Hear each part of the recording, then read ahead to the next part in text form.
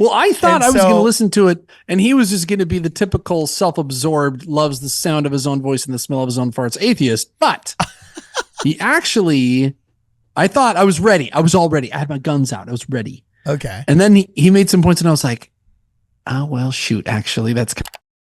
He's taking his life into his own hands if he goes to fast and testimony meeting. What can I say, man? I thought he looks like the stunt double of Johnny Harris. I thought the exact same thing. This is gonna be the best day ever.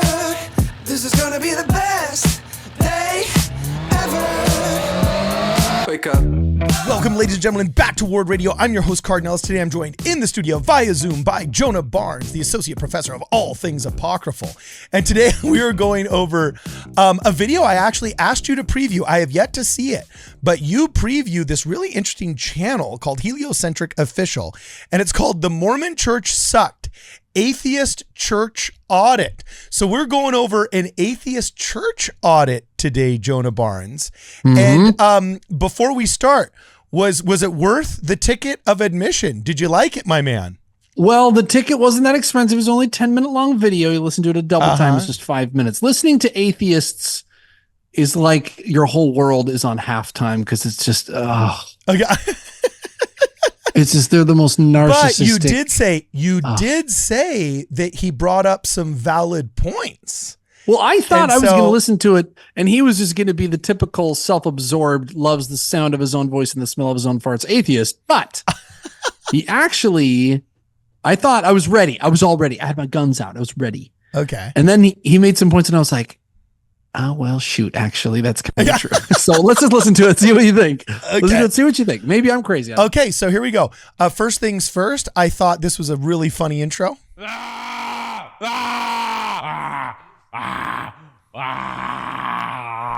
promise it's not out of spite, it's just out of irony that I'm going to be drinking coffee for this church audit because Lord knows I need it. Okay, I'm sorry.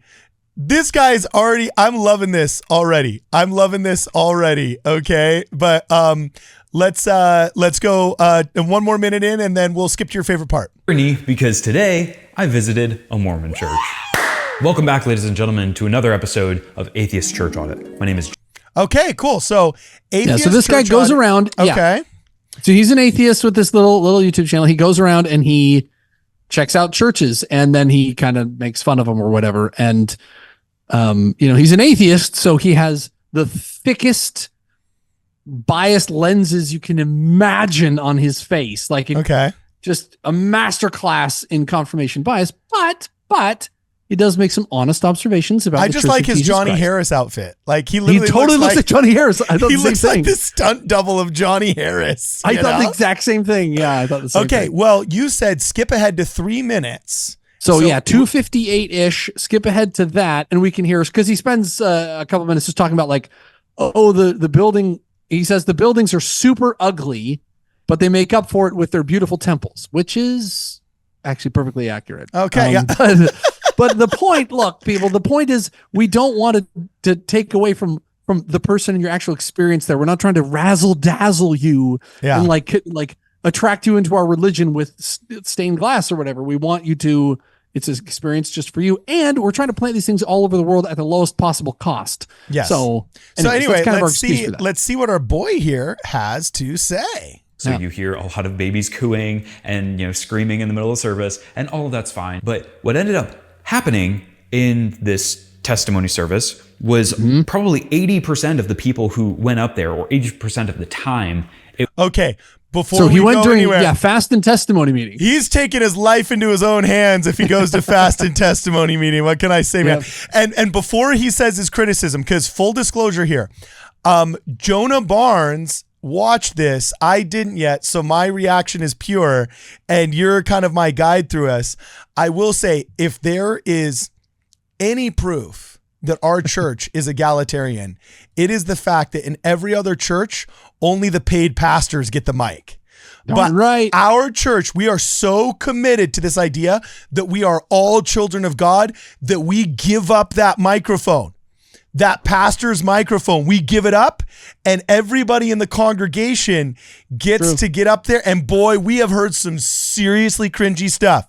There's always 2 or 3 people in any congregation that give amazing practical conference talks. And then there's 2 or 3 people in every congregation that like, literally, you wonder if they're hearing voices and they need lithium. You know what I'm saying? Like we are all children of God, and we're all so committed to that. We will give up that microphone. So the fact that homeboy here actually went to, that's a very unflattering frame. I'll go back to a better, more flattering frame. Oh, that's not a good flattering frame either. Oh, neither is that one. So we're just going to take him on the screen. The fact that homeboy here with unflattering frame after unflattering frame went to the Mormon church, went to the Church of Jesus Christ of Latter-day Saints on a fast and testimony day. Whoo! I don't know if that's the first day I would have recommended. Well, now, Cardin, you've been a missionary for the Church of Jesus Christ. We have a lot of missionaries who watch the show. Hey guys, hey elders, how you doing? Yeah. And everybody who's been on a mission has experienced this. Okay, tell me if you've experienced something similar. You got this investigator. Yeah. You're so pumped about this investigator, yeah. And they agree to come. Excuse me, a friend. They agree to come to the meeting, and you're like, they're coming to the meeting. And so you and your companion all week, you're just hyped and you're just praying and you're just high-fiving everywhere you go. Sunday morning comes and it's fast and testimony meeting. And you don't really like realize this until you're sitting there with your investigator and you look up and you're like, oh no, you are praying harder than you've ever prayed. Oh no, sister so-and-so's getting up. Yes. Oh no, brother so-and-so's getting up. Oh dear heavens. Is he going to do a testimony about the Republican Party again? And is this person a registered Democrat? Oh no, what's going to happen? brother Sanders, who says that he's found Kolob, and and somebody testifying about how they're so excited for polygamy to come back. And like, oh my gosh, please no! One time in our ward, this like an active lady came back to church or something. She hadn't been to church in years. She had some spiritual turnaround, and she like gets up and she's like, "I've learned masturbation is wrong." Oh boy. And we're just like, okay, what the heck is going on? And so it's just like, you have no idea. There was this one lady that said like she was talking to the wolves on a camping trip. And you're just like, what on earth? Yeah. Okay. Yeah. So this guy, homeboy here, I found a slightly better frame. Homeboy Johnny Harris lookalike here ends up going to a Mormon church on fast and testimony day. This guy is brave. We give him credit. Yep. This guy is brave. All right. So we're just going to see what observations he comes away with. And the reason I wanted to go over this, Jonah, is because you said he actually had some spot on observations, some actually accurate observations. So I thought, okay, cool. Well, if Jonah's saying this guy actually has some accurate observations, we got to check him out. So here we go in heliocentric official go. Probably 80% of the people who went up there, or 80% of the time, it was young mothers who were very depressed and very not doing well, getting up on stage and saying, "Hello, blessed church. I want to thank you all for being a part of the true church. God is good. Our dog died this week. In Jesus Christ's name, amen." It was like that for an hour. Like, okay. Now, obviously, that's a misrepresentation that's off. But not off by too much. Not off by too much, is it? It's a little accurate, isn't it? It's a little true, isn't it? And that's an indictment not of our doctrine, but of the culture. Like, yes. I get that we have to mourn with those that mourn, and we have to comfort those that stand in need of comfort. But sometimes testimony meetings do become hospital-mony meetings. And this has been something that our church leaders have tried to come down and say, look, a testimony is not story time. A testimony is not hospital-mony time. It's a time to testify of, how Jesus is the Christ, how that, yes, the church is true, but you can elaborate on how it's true. And yes, sometimes personal anecdotes are a part of that process. But man, let me tell you, sometimes it does end up sounding like atheist homeboy here. Now, of course, he's probably embellishing the story, and it was probably not that bad. And not all of them were probably single mothers whose dogs died. But sometimes I feel like I'm doing the exact same thing Homeboy's doing in this frame. In fact, I'm really glad that we got this frame. I might actually have to make this frame like the thumbnail. You know what I'm saying? Because sometimes that is how we all feel right there when some of these people talk, is we're just like, oh my God. Now we have like, I think Jared, the name of this guy, should appreciate, to your point, Cardin, we're letting anybody come up and get on the mic. Yes. Okay. You're getting the real deal when you come to an LDS fast and testimony meeting. We're not covering anything up. This is the real deal. So got to give some credit for honesty. Also, those women, I think they have a if community. you'd ask those women, they have a community that they feel comfortable enough speaking to. Exactly. Yeah. They're going to a Relief Society after that. They have a nursery that looks after their children. They have volunteer primary teachers who are teaching their children during second hour. What he might not have seen when he was there is that all these volunteer people have all been parents. Yeah. They all were moms, or married to moms who had little kids who were in the crucible. They have way more children. And what community does atheism have to offer? Like, let's get real. Atheism for these ladies would be wildly destructive. And atheism is the most toxic, crappy, garbage dump of a philosophy that requires more faith and more weird mental gymnastics than anything out there. Now, fortunately, we haven't, heard him go into the traditional atheist 2.0 woke nonsense, because the new atheism got biznatch slapped by the progressives, who then kidnapped him. And we all know that atheism nowadays, all it means is woke nonsense. All right.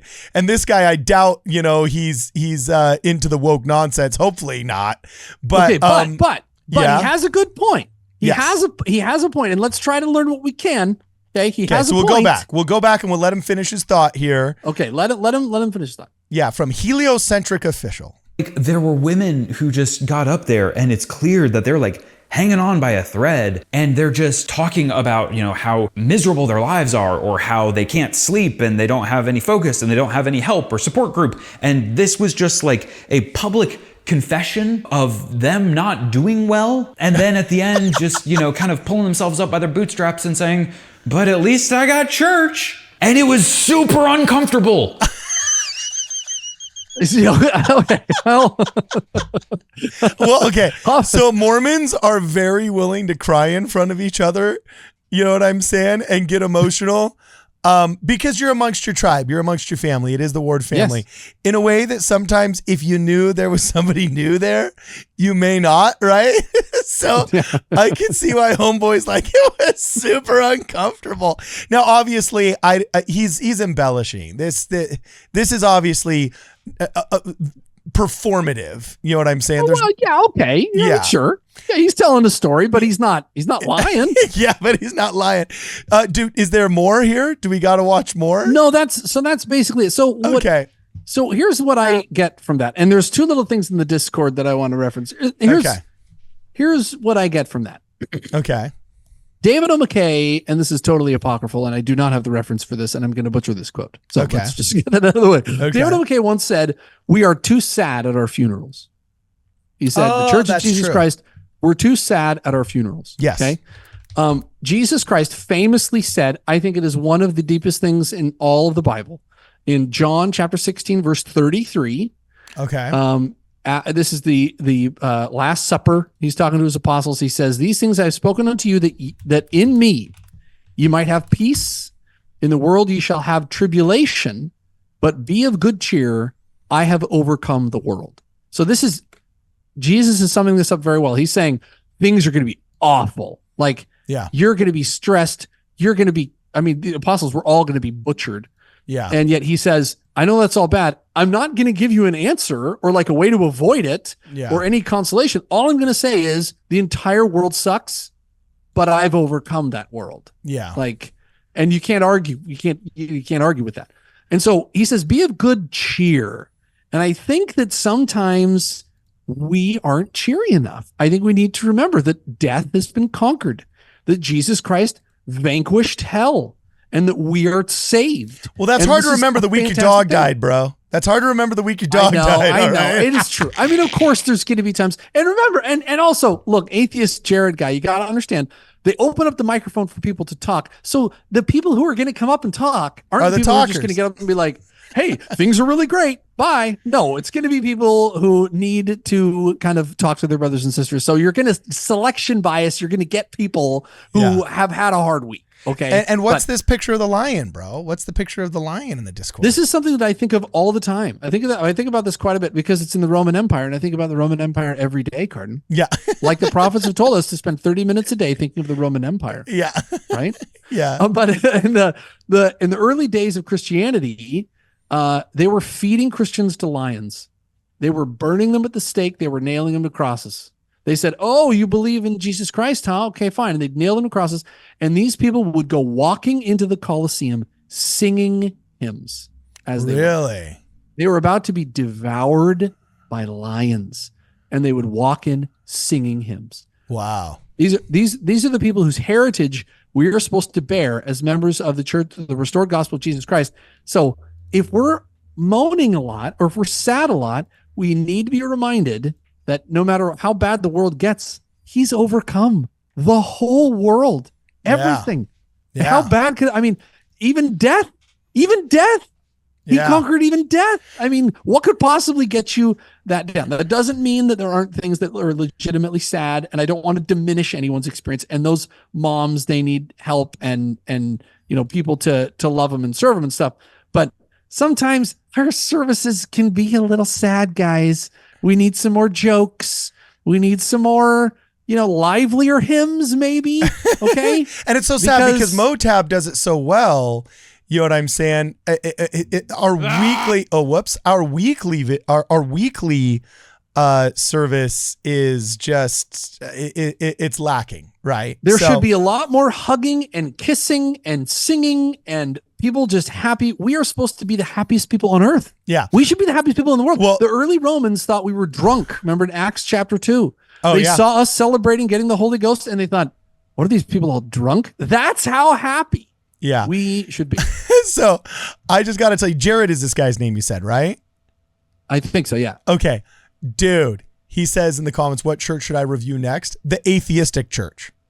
The atheistic church, because I do sometimes, I sometimes want something I forget to point out to these people. I don't do it often enough, but the whole reason why we're able to make fun of Christian churches is because they're getting punished for their organization. Whereas you can't go make fun of the atheistic church because it's discombobulated. They have none. But they have none. But you can track the macro effect of atheistic belief as being wildly destructive. Now, with all of that said, okay, we're not putting this guy on blast because he's just having it. Look, he did his due diligence and actually showed up at least, which is like more than 90% of the other quote atheists do. Even though they act like they're all about the scientific method and observation, they never actually go and observe for themselves. And also, this guy just seems really funny. Like I would, and if they're intellectually honest. And usually being funny, especially with observational humor, okay, requires a high level of intelligence. And most highly intelligent people can be convinced if they're intellectually honest and they're shown a solid Christian argument, not a creedal argument, but an actual Christian argument. They can be shown how faith in the gospel of Jesus Christ and the Book of Mormon and Joseph Smith is actually not wildly absurd and less absurd than half these scientific theories that try and bridge the gap and explain the unexplainable, you know? So I would actually love a chance to sit down with heliocentric official. Yeah. You said his name was Jared, right? I think it's Jared. Yeah. And if he's got a small, it's not a huge YouTube channel. It's a little small one. He's a talented, articulate guy. And he wasn't a combative woke scold that's toxic. Yes. Yeah, exactly. He wasn't toxic. This isn't Nuance Ho. This isn't, Bill Reel. He walked in and he was just like, it seems kind of boring and depressing. Yeah. And he's got a point. I mean, or he just needs to go to a younger ward or something. Go to a YSA ward or something, right? But I think we should learn from this guy. We need to be a little happier. Hey, Jared, you want to come on the show and talk to us about it? You're free to. You need to go to. What should he go to experience You need to go to EFY or like FSY or something like, right? Like, or yeah, no, his age group. Like he looks like a low 30s, high 20s. He needs to hang out with some other 20 somethings, have a good convo with some other 20 somethings. You know what? Actually, this would be really, really funny. We should invite him on the show just to talk some shop, you know, and then maybe do like a field trip to like BYU or something like that. And just have him like, I don't know, do a seminar. Dude, this guy's gotten like he's probably bitten off more than he can chew. All of a sudden he's got, you know, like Mormon channels analyzing his video and like saying, hey dude, we'll invite you to come over here. So anyway, Jared, homeboy, you seem cool. And we wouldn't invite you on the show if we didn't think you were genuinely cool. You seem like a genuinely cool guy. So we'd love to have you on. And, this could be actually a really cool thing. And let us know what you guys think in the comments below. Is homeboy off base, or was there some fact mingled with fiction in his review? Let us know what you guys think. As always, let's keep the conversation going in the comments below. And for this and more, please check us out at WardRadio.com. This is gonna be the best day ever. This is gonna be the best day ever.